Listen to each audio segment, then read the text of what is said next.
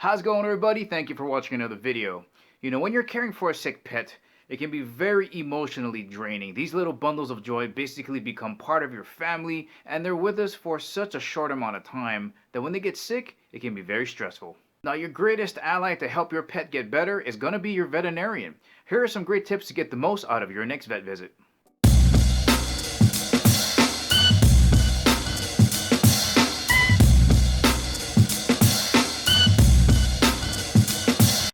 Getting started, I just want to give this little bit of advice here because I know there's people out there that are so stressed out, their pet is sick, they're super depressed, they don't know what's going to happen. Here's what helps me throughout those rough times. I tell myself, just do your best. Do your absolute best that you can. That's going to help your vet be the best that he or she can be, and in turn, it's going to give your pet the best chance for recovery. So just remember, do your best.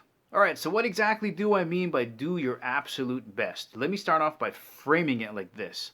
Alright, let's say you have your vet here who goes to school for 4 years, maybe big animal clinic, small animal clinic, whatever it is, they're learning how to take care of animals.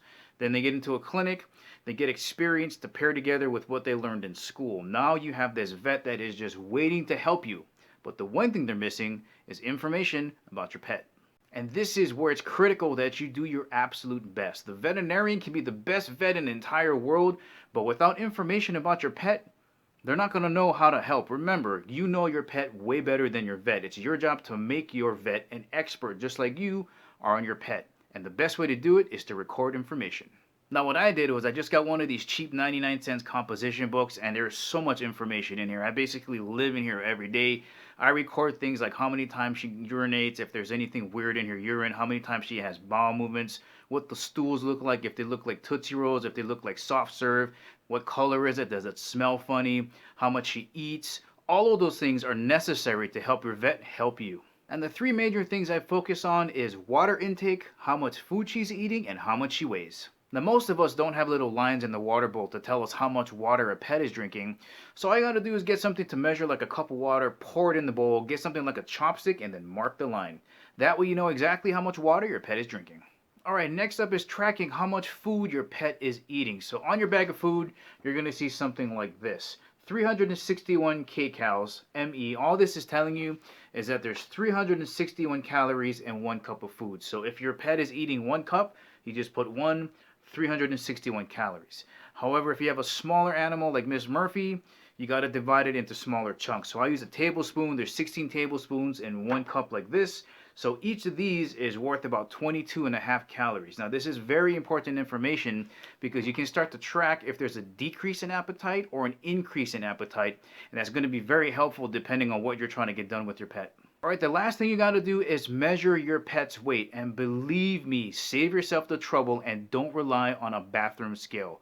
Those things can be off anywhere between 2 to 8 ounces. And if you're really trying to pay attention to the calories, the intake, and how much they're eating, you got to make sure you're getting an accurate weigh-in. So what I did was I got one of these pet scales here.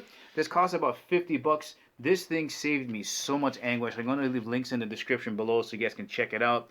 But now I could see a correlation between how much she was eating and how much she weighs because this thing is really accurate. Alright, so you've done your due diligence. You've got all the information recorded in here. But all of this information is useless unless you can get it out of your mouth. So what I highly recommend you doing is writing like a quick draft and practice rehearsing it to your vet. Because the last thing you want to do is get home and go, oh man, I forgot to tell him about that. Because getting a hold of a vet once you're not in the office is horrible. And another great thing about rehearsing what you want to say is you have questions that pop into your mind so you can actually put it on that draft. So when you're in the office with the vet, you can ask them all of the questions that you need. Because again, once you're out of that office, it's hard to get a hold of them. Well, alright guys, that is the ending of the video. I hope that takes some of the stress out if your pet is sick, and I hope it helps you get the most out of your next vet visit. Guys, hope you enjoyed the video. If you liked it, please give it the thumbs up. If you haven't subscribed to Chemo 365, please do. Remember, I'll catch you guys later.